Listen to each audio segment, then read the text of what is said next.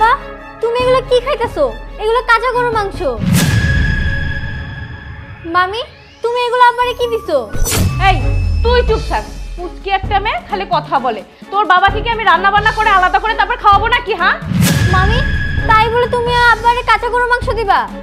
আমি কি তোর বাবার চাকর? তোর মামাকে আমাকে চাকর বানাই নিয়ে আসছে যে তোদের শুধু সেবা যত্ন করব, তোর বাবাকে রান্না বান্না করে খাওয়াবো? আমার দ্বারা এসব হবে না। যেটা দিছি এটা পারলে গিল, আর নাহলে আমার বাড়ি থেকে বের হ।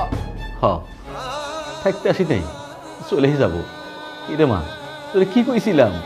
যাওয়ানোর দরকার নাই। ওই বাড়ি গেলে মান সম্মান পাওয়া যায় না, জামাই আদর নাই। চল, এই বাড়িতে আর এক মিনিট থাকবো না, আমরা চলে যাব।